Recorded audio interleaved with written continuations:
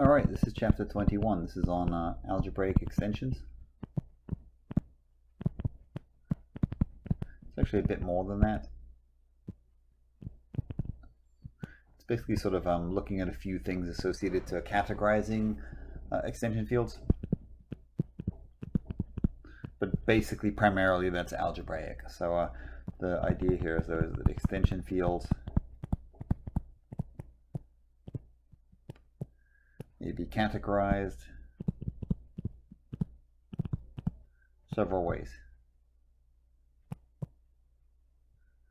Categorized is maybe the wrong word. Measured, understood, etc. Right? So here are, let's just say here are some. Categorize again is sort of really the bad word, but that's all right. So the first thing is the difference between algebraic and transcendental. So we're going to look at algebraic versus transcendental, then we'll look at the degree of an algebraic extension, and then there's sort of some theorems that mix the two together a little bit, but that's basically what the chapter is about. And a lot of the themes that come up in this chapter will be repeats of themes that we've seen before, coming from different perspectives, but that's okay, it sort of reinforces a lot of those things. So the first thing we want to look at is we want to talk about a sort of what's called a transcendental number, or an algebraic number in this context. So we'll say given an extension field, let's say E of F. So pretty much everything in this chapter is an extension field, or is a field at least. So if I don't say that, then just sort of take it as given. So we have an extension field E of F and some element in E. So we'll say that A is algebraic over F.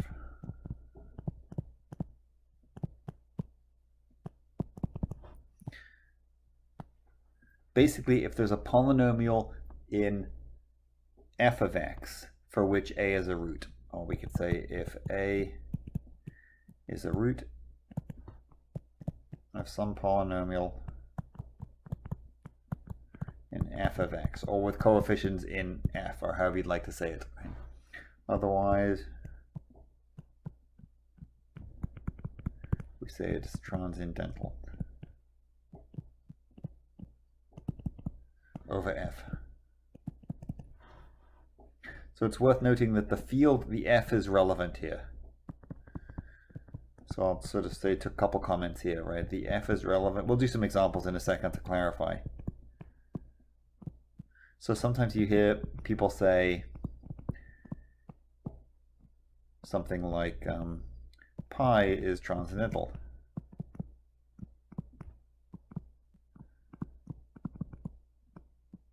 Full stop.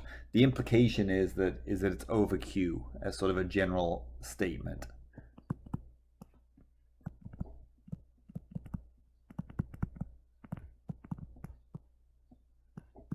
But we can have other options, as we'll see. So a couple of examples. So square root of 2. This is algebraic over Z because it's a root of x squared plus, minus 2, which is in Zx. And just to be clear, I should here be saying square root of 2 in, say, R, right? Like we're taking that square root of 2 out of some other larger field, so out of an extension field. So R in this case, just to reference the definitions here, because everybody's a bit sloppy sometimes. This R is the extension field. This Z is sort of the base field. So the coefficients of the polynomial have to be in the base field. And the thing that you're looking at is in the bigger field. And it's algebraic because there's a polynomial in the base field, adjoint x, that gets the job done.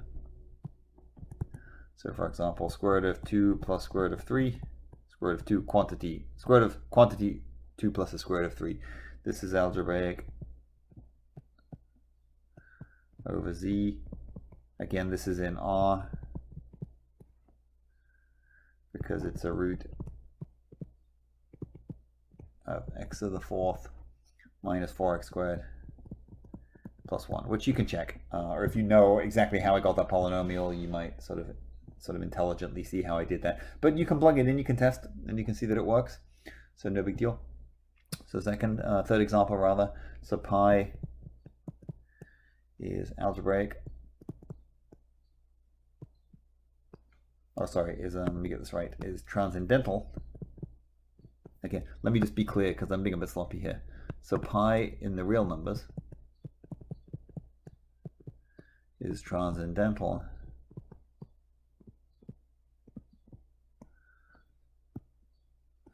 over z because there's no polynomial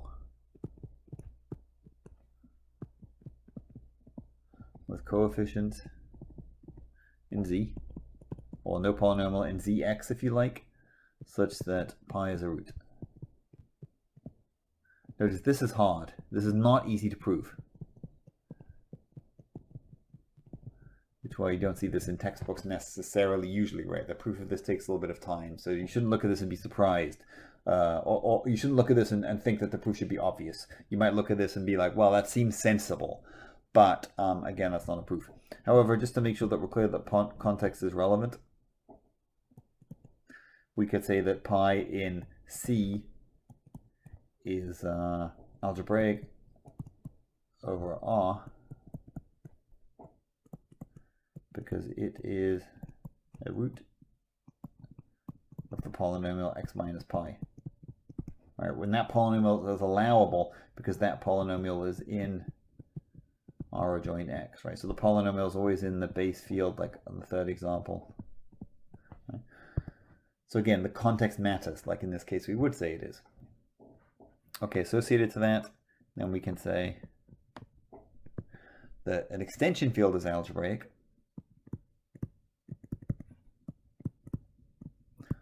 Say E of f is algebraic. Let's be specific, is an algebraic extension of f if everything in E is algebraic. Say every element in E is algebraic over f. Otherwise, it's a transcendental extension of f. So notice, transcendental doesn't mean everything's transcendental, it just means that at least one thing is. So the word transcendental, just so you know, comes from the concept of transcending the ability of algebra to manage it. So the last definition, which we won't use much, but just that we know, an extension field of the form f adjoint A is a simple extension.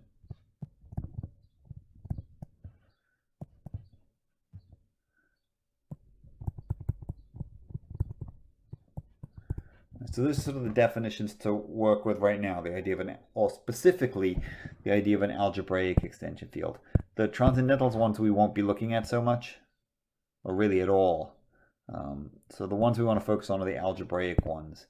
So the next thing I want to look at is just specifically look at those examples and look at one theorem and some of the consequences that arise from that. And then we'll look at this other category, which is the degree of an extension. And then we'll look at some ways in which these intermingle. So I'm going to clear the screen here, but keep in mind that an algebraic element, and actually while I'm circling things, an algebraic element is the root of a polynomial in the base field, and an algebraic extension, over on the right, is such that everything in the extension is the root of some polynomial in the base field. So, 3 specifically. Algebraic extensions. So what I want to focus on is one theorem and some consequences. Let me make a little comment here. This theorem revisits something that we've seen before, but from an opposite direction.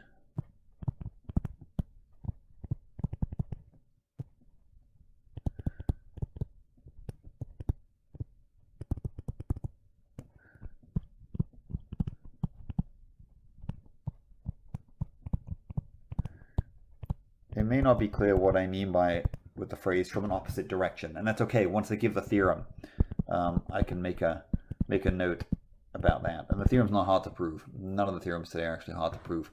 So here's the theorem. Let E be an extension field of F, and let A be an E. So then if A is algebraic over F. So just for reference, before I finish the theorem version in the book has two consequences. One is if it's algebraic and one is if it's transcendental. I'm stripping away the transcendental because we're not visiting that so much. So we're just going to look at the algebraic case. But just if you happen to compare in the book, you'll see there's a difference. So if A is algebraic over F, then F adjoint A is isomorphic to F, or F parentheses A is isomorphic to F adjoint X mod the ideal generated by P of X, where P of X is a polynomial in F adjoint X of minimal degree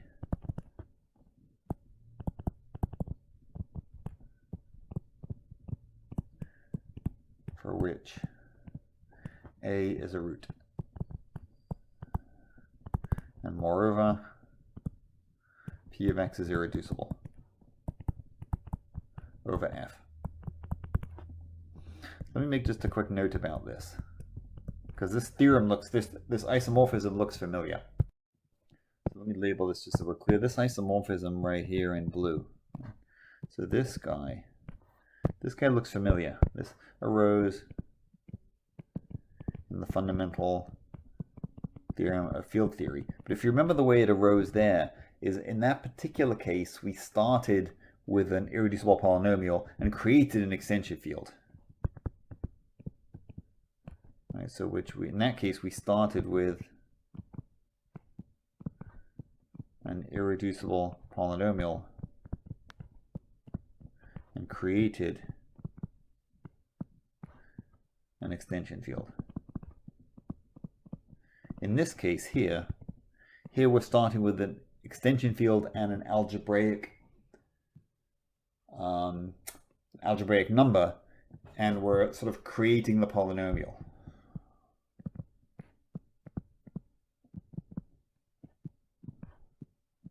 Let's say it this way, we're starting with an algebraic element in an extension field and creating a polynomial. But at the end of the day, the isomorphisms are equivalent. So it's kind of nice because it sort of lets us see there are no really big surprises going on here. Right? So here's the deal. Here's the proof. Assume that A is algebraic over F. So we're going to define isomorphism here. We're going to define phi from F adjoint X to F of A by phi of F of X equals F of A. All right, the first thing to note is by the first isomorphism theorem,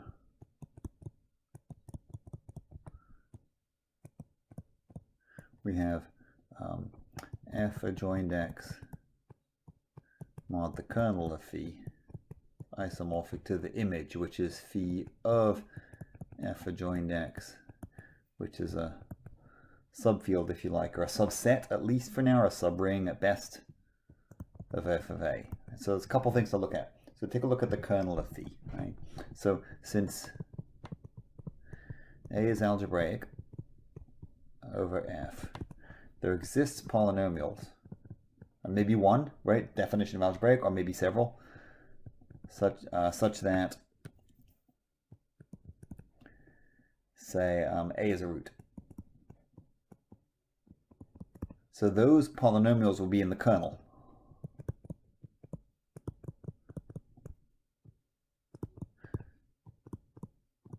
because the kernel takes f of x to f of a. So if there are polynomials f such that f of a is 0, those will be in the kernel. So thus the kernel is non-empty. It's not the 0. It's not the set of zeros. It's not the set consisting simply of 0. It's got polynomials in it, right? Now, the kernel is an ideal. So thus we can say the kernel of phi is an ideal. Let's actually be really, really specific. It's a non-zero ideal.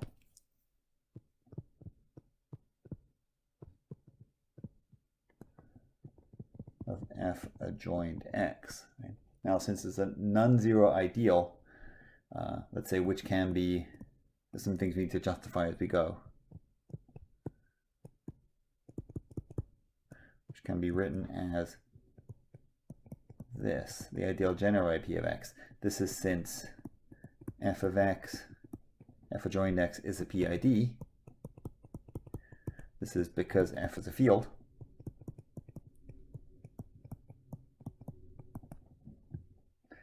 And where p of x has minimal degree.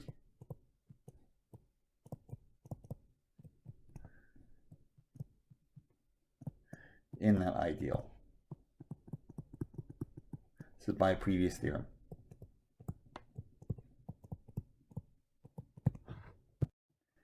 Now then, we also know that this p of x is irreducible, because if we could reduce it,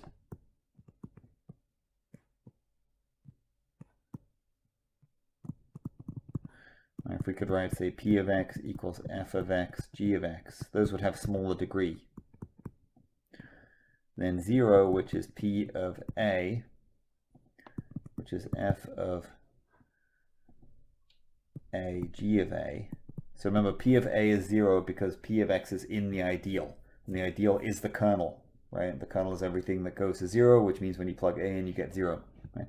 So in any case, if we could reduce it, then 0 would be equal to this, which means one of these two.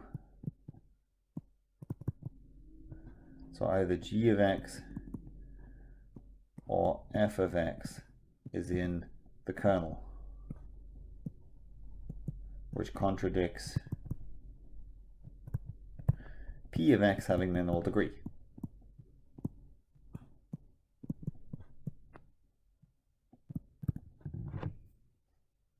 Okay, so a little bit more.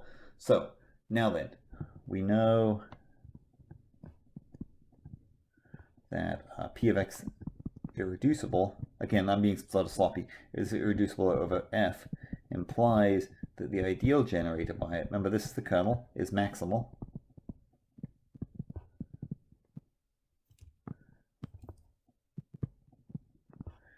This is the previous theorem.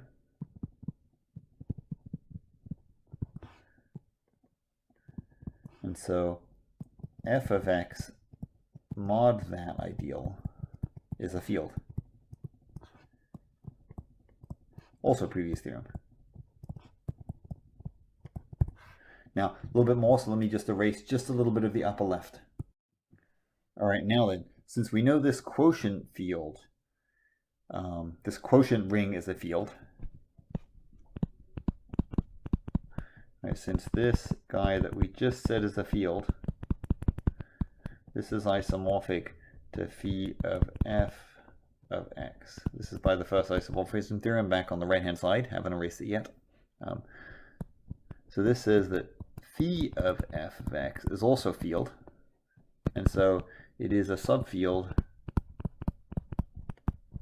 of f adjoined a. But notice, right, this guy contains both f. This is because phi of c equals c for all c in f, and it contains a. This is because phi of x equals a. So, let's say this, because f of a is the smallest subfield satisfying that, let's say the smallest such subfield we have, so I'm going to jam this in right here so it's all together. We must have phi of f adjoined x isomorphic to f of a. And that's the result. So it's kind of jammed in there, but I didn't want to erase anything, right? So that's the conclusion of it all, is that we have this isomorphism. And again, we knew this isomorphism before, but the difference is that in this case, we're coming at it with an algebraic, like an algebraic element, and we're creating the polynomial rather than sort of the other way around. So a couple of things that emerge from this. A couple of corollaries that I want to give. Definition, corollaries are pretty easy to prove. So let me clear this all off and give those. Before I do, let me just give you an example. And it'll be a familiar example. We'll just sort of let us think about it, let us digest the theorem from a different point of view. Right?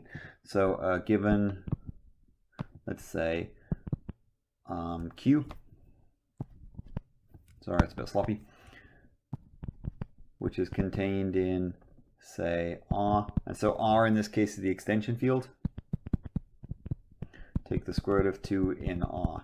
So that's our algebraic element, right? So then we can say, I'll say it this way, we have by the theorem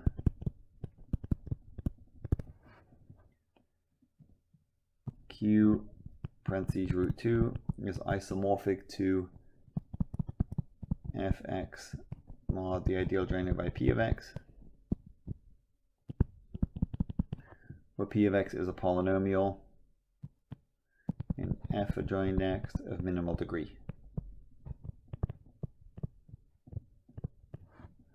such that p of x, or p of square root of 2 in this case, is 0. And that p is irreducible. And of course, we know here, in this case, that p of x will be x squared minus 2. Right? So the isomorphism that we get is this guy that we know, q adjoined root, or q parentheses root 2, is isomorphic to f of x mod the ideal generated by x squared minus 2. Right? But again, we came at it, instead of coming at it from the polynomial and creating the extension field, we came at it from the extension field and created the polynomial, or that guaranteed the existence of the polynomial that does the job. So that's the reason for this theorem. It sort of seals things up from the other end, if you like. So, a couple corollaries.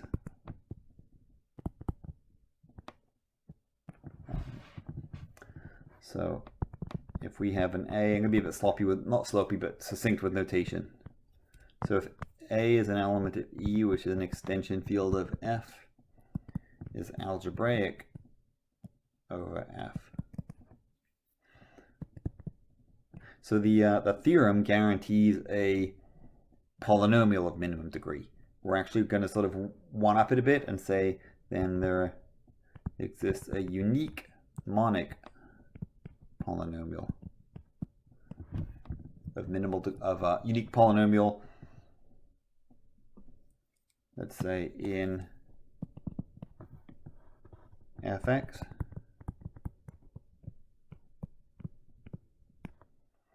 for which a is a root. So to be clear here, it's a unique monic polynomial. I need the word irreducible in here. So again, the theorem is saying, hey, there are polynomials. There are polynomials of minimum degree, but it doesn't say anything about how many polynomials of minimum degree.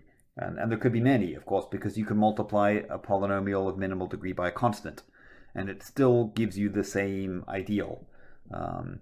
Because when you plug in your a, you're still going to get 0 even when you multiply it by a constant. And that's sort of the basic idea of this proof, is you take that polynomial in the previous one, right? We say if p of x is the polynomial in the theorem, simply multiply by the multiplicative inverse of the leading coefficient. If you like, you can say divide by the leading coefficient. That's okay too, because we're in a field, so everybody has a multiplicative inverse, right? And then when we do this to get a monic polynomial.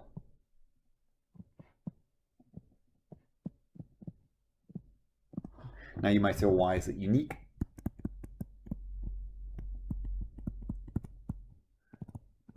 So suppose we had two of them. Suppose P1 of x, and suppose they were different. This doesn't have to be done by contradiction, but it gets the job done. Suppose these two guys are both irreducible monic polynomials such that P1 of A equals 0 and P2 of A equals 0. So then consider P1 if I subtract them. But if I subtract them because they're both monic, the leading coefficient is 0. This new polynomial has leading coefficient equal to 0, so it has smaller degree.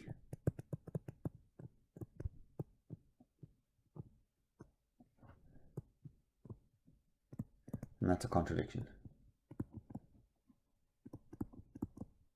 Now, it's worth noting, even when you subtract, the result may be reducible, but if it's reducible, then it factors into an even smaller one. Right, so a little note here. If P1 minus P2 is reducible, then it has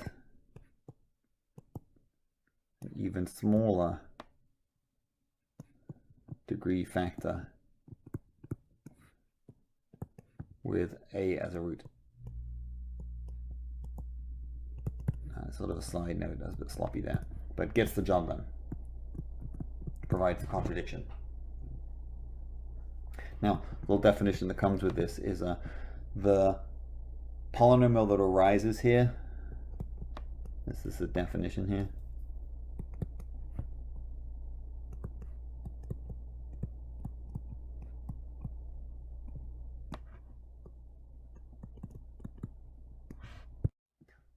In the corollary.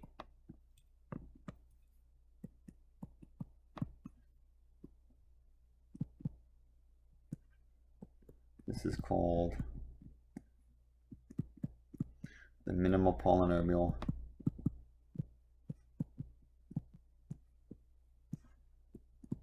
for A over F. So this is the final corollary from this section, which is if P of X is the minimal polynomial,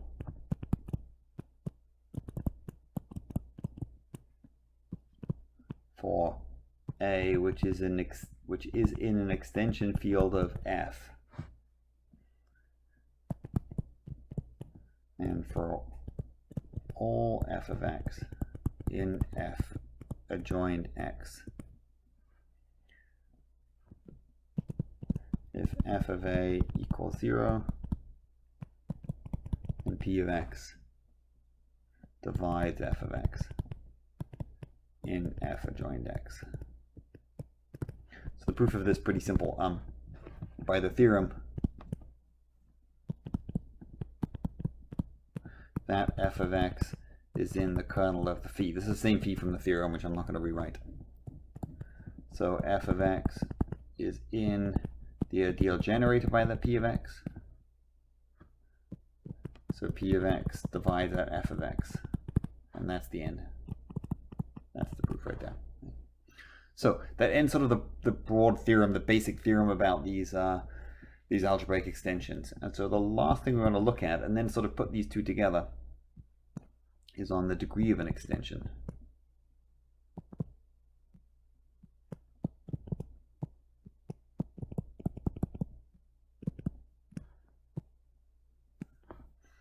And so a few things in here, right?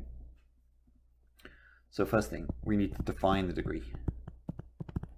So we'll say let E be an extension field of F.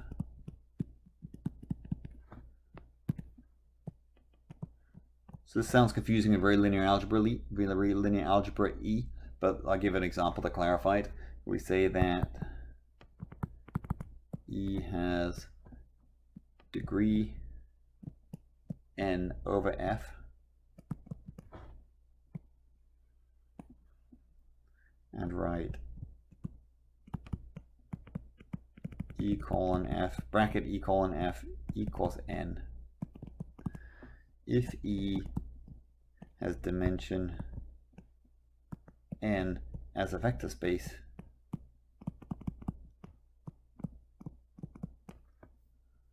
over f.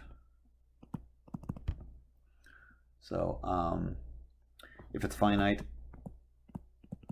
we say it's a finite extension. We say, let's say E is a finite extension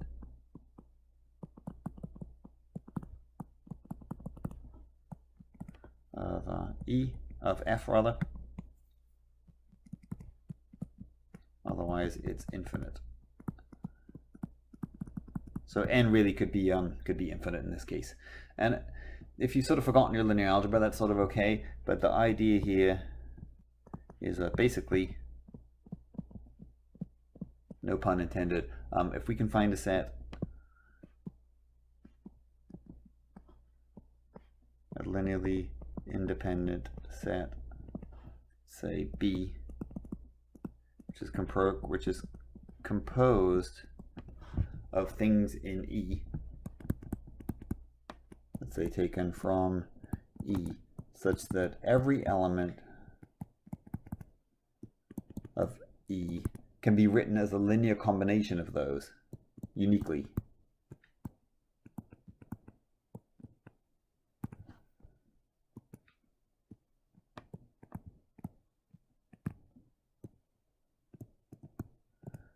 Of the BI using coefficients in F,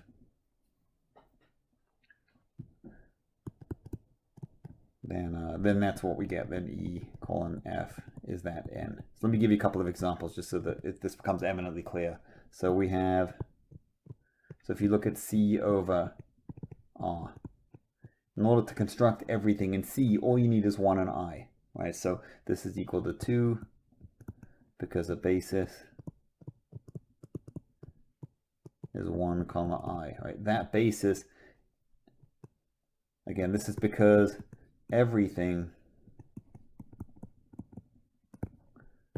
in C may be written as a linear combination of those two, like specifically as, say, 1 times A plus I times B. And so another example might be, say, we have, and uniquely, right, there's only one way you can do it for a particular complex number. So if you take a look at Q adjoin the cube root of 2 over Q, this is 3 because the basis is composed of 1 and the cube root of 2 and the cube root of 2 squared. And again, this is, we'll need to look back to an old theorem that tells us about Q adjoin the cube root of 2 to know what it looks like. But this is basically because that theorem, because everything in this guy, Q cube root of 2, may be written uniquely as some combination of those. So say like C0 times 1 plus C1 times cube root of 2 plus C2 times cube root of 2 squared. So this sort of gives us a sense of like how much bigger, if you like, the extension is over the field itself.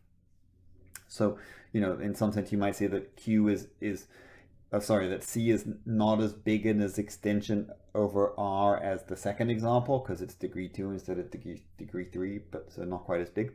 So there's a connection then between whether you've got a finite extension when you've got an algebraic extension. So this is what it says. So a couple theorems. So I just cleared the screen. So we can put them all down at once. So first theorem, if E an extension of F is finite,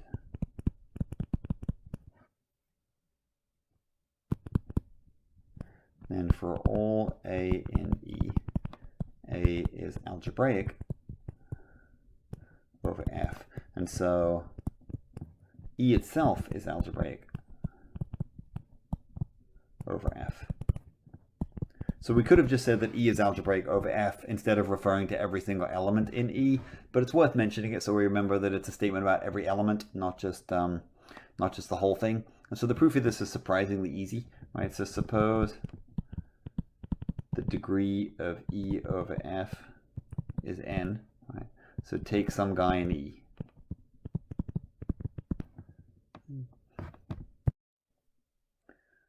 So take a look at the set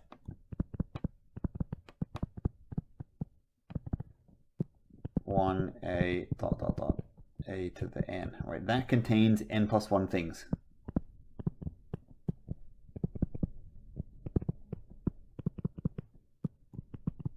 N plus 1 elements.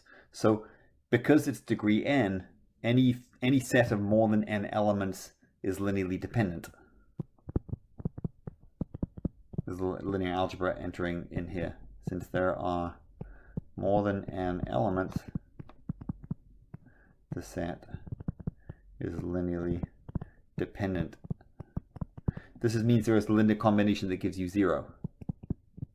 All right, thus there exists, let's say, doesn't really matter what we use, let's say C0 through Cn such that C0 times 1 plus C1 times A plus C2 times A squared plus dot dot dot plus Cn An is 0. Right?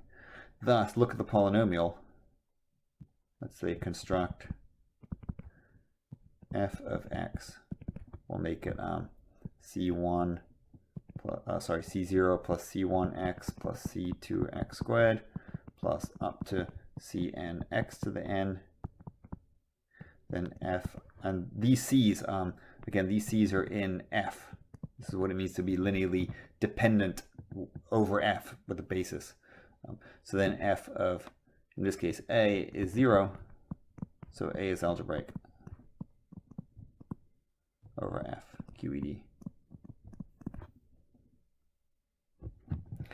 And second theorem, and then we can look at some fun examples out of that, is sort of is a relationship between, like, when you extend a field and you extend it further.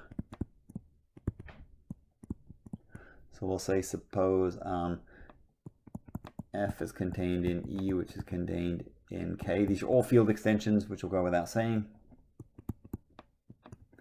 Then if we sort of drop down from K all the way to F, right, because the bigger one always comes first in this notation, this is the same as if we drop down from K to E, then we drop down from E to F. So the field extension work in stages that multiply. So I'm going to omit the proof. The proof isn't particularly enlightening and can be said sort of best with an example.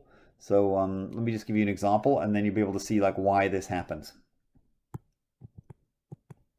So imagine taking Q, right, the rationals, and extend it to Q parentheses root 2. Now this is a degree 2 field extension. We can write that like this. Because the basis is 1 root 2. Now, let's see if we take this, we extend, so let's just be really specific, we're going to extend Q root 2 to Q root 2 parentheses cubed root of 5, which is the same as Q root 2 cubed root of 5. I could put commas in here, it's fine. Now when I do this extension,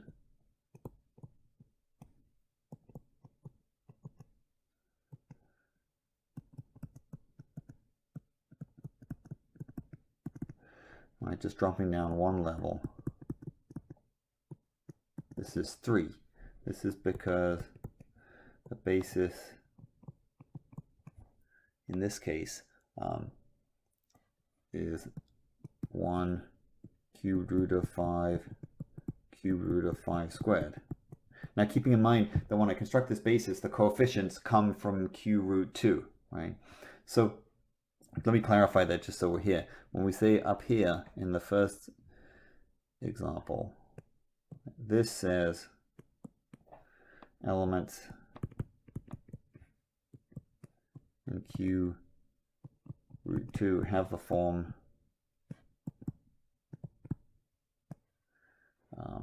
a plus b root 2. And when we do this extension, we say this is because this is if you like, elements in q root 2 cube root of 5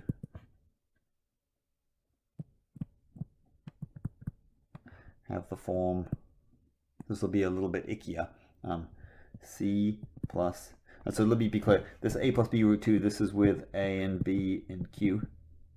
The second one is c plus d cube root of 5 plus e cube root of 5 squared with c d e in q adjoined root 2, because that's where we're extending it from. So we pick up sort of these sort of 3 additional things, if you like. Right? So then if you look overall, this is what the elements in the big field look like. So we can say is, when all is said and done, all the elements in this big guy right here have the form. So what I'm going to do is I'm going to rewrite that thing we just wrote. But that C, for example, let me rewrite it like this right now.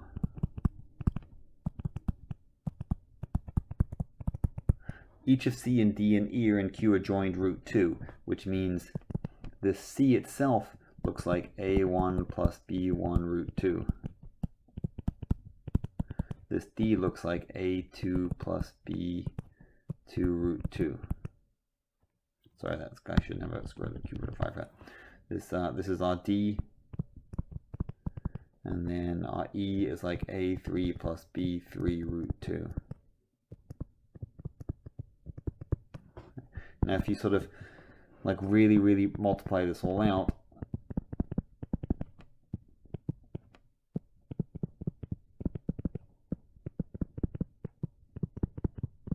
and we get this giant lovely mess.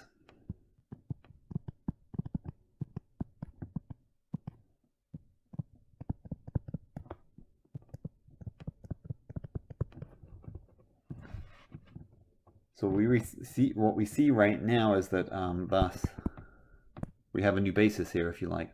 Thus q root 2 cube root of 5 is a degree 6 extension over q with basis.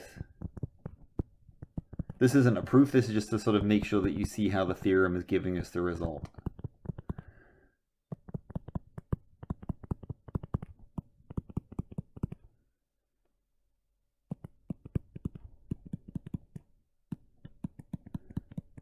That's the basis of the big thing. Right? Now, you can see this in a diagram.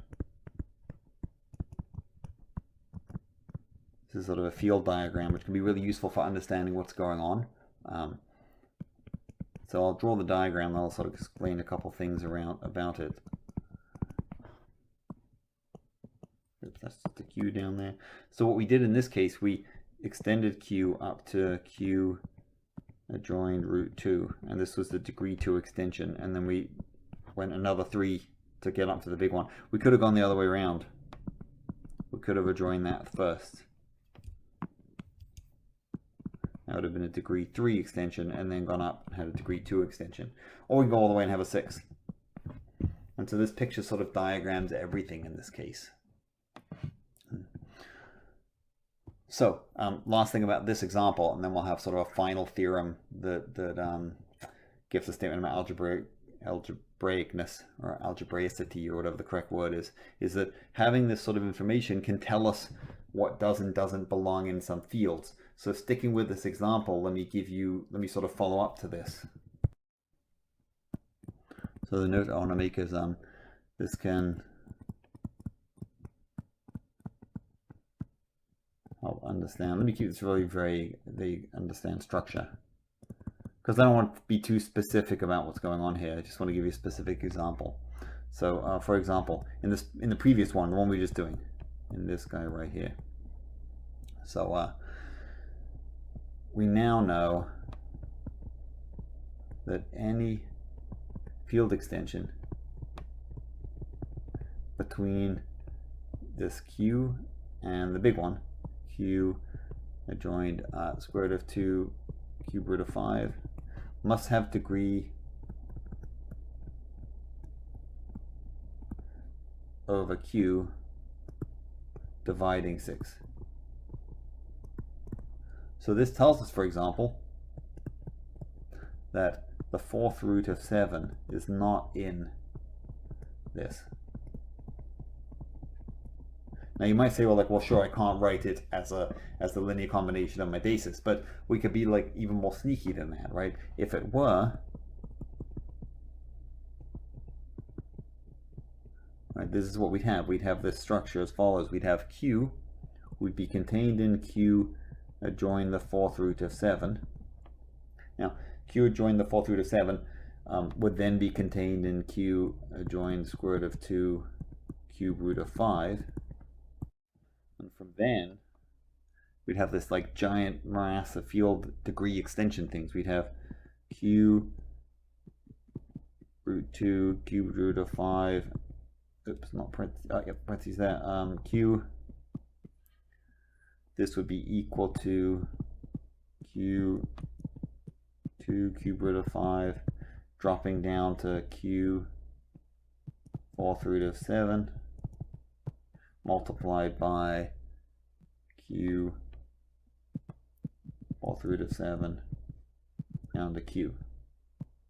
But this right here, this is the degree 6 jump, and this right here, this is the degree 4 jump, because the 4th root of 7 is a root of the irreducible polynomial x to the 4th minus 7. And so what could this be? The problem is that 4 does not divide 6. So we couldn't have that. So this element cannot live inside there. So this last comment I want to make about the numerical values, I just want to end on a couple of brief theorems that connect the idea of an algebraic field extension and the degree. And they're quick and the proofs are easy. So let me clear the screen, get those done, and then the section will be done. So I'll call this 5 final theorems. So A. So this first one's kind of fun. Basically says if let's say it this way, if K is algebraic over E and E is algebraic over F and K is algebraic over F. In other words, if you move up to an algebraic extension and then to another algebraic extension, the big component is algebraic, right? Well, the big jump is algebraic. So the proof of this is kind of pretty because it's basically can be done with a nifty picture, right? So what we'll do is we'll say let A be in K. So it's enough to prove that A is in a finite extension. And so we'll say that at the end. So I'll say it now, but I'll write it at the end because we said that finite extensions are algebraic. So the idea is to look at sort of an extension containing A and showing that it's finite, right? So since K itself is algebraic over E, what does that tell us? We have some P of X, which is Cn x to the n plus dot dot dot plus C1x plus C0, with those C's in E, because it's algebraic over E, right? So A is in K, K is algebraic over E. So there's a polynomial with coefficients in E, such that P of A equals 0. So consider this picture. So I'm going to draw a little field diagram here. So I'm going to start way here at the bottom. So everything that I draw will be a subfield. F is a subfield of F adjoined C0, which is a subfield F adjoined C0, C1. And I can keep going until I get to F, and I put all the C's in there. Now, from here, I can also add A.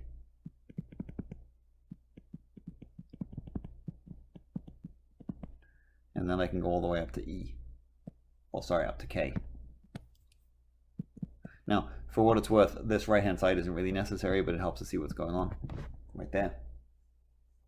So, if you look at this field, this little diagram right here, so the things I want to point out, let me point them out in the picture here. Right? So, each CI itself, right, since the CI is, let me do two things. Let me write it, and then I'll draw on the diagram. Right? The CIs themselves are in E, which is algebraic over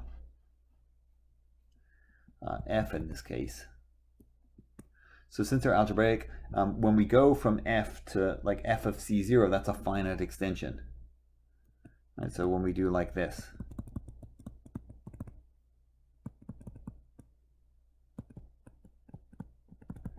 because it's equal to the degree of the polynomial in this case. And so what that means is, similarly,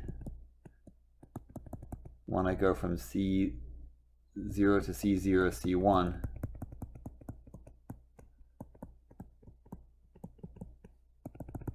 so basically on the diagram, this is a finite jump. This is a finite jump. All the way up to this is finite. Now, this guy here, right, this is degree n. Right? This is degree n because this is what we said, right? We said that it's the root of p of x, which has degree n.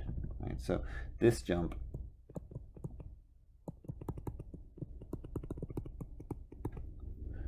sorry, let me be careful here. If I include A,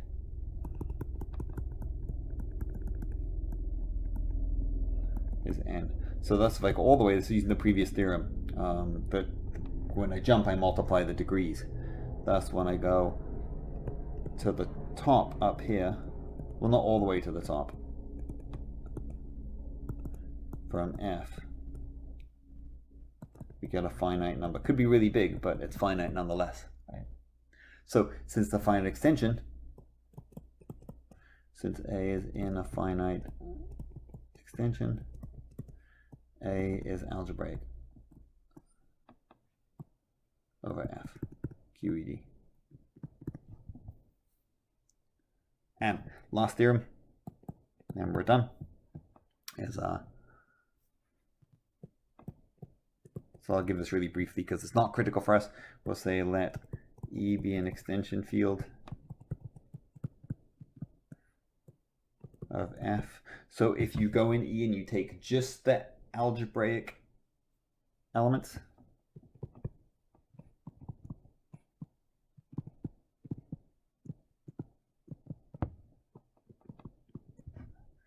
these form a subfield of E.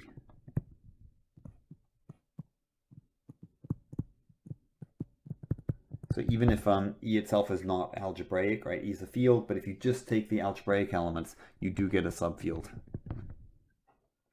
So the proof of this is pretty easy, right? So we're going to suppose, so it relies upon knowing sort of how we form a field, but we'll get to that. This is really brief, it'll fit in the rest of the page. So suppose we have A and B and E. These are algebraic over F, with B not equal to 0. So consider that if I look at the field extension, FAB down to FB and FB down to F. This is finite.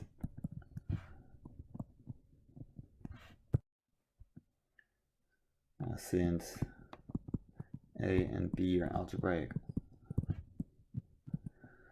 But this is equal to I should have written it up here. It's equal to this big field extension, this big field degree. And so, which is then finite.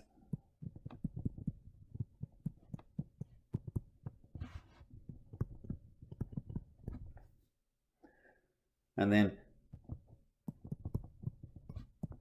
sorry, this is just going to get jammed in here. So then consider these four elements, a plus b, a minus b, a, b, and a, let's say b inverse. You could write a divided by b if you want, right? Like all of these guys, these are all in FAB, because FAB is the smallest field containing, smallest field specifically containing these elements, the elements A and B. So all four of these are in F adjoint AB, which is finite, which is algebraic.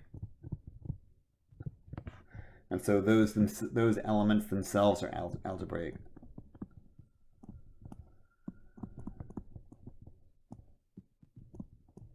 Over F, QED.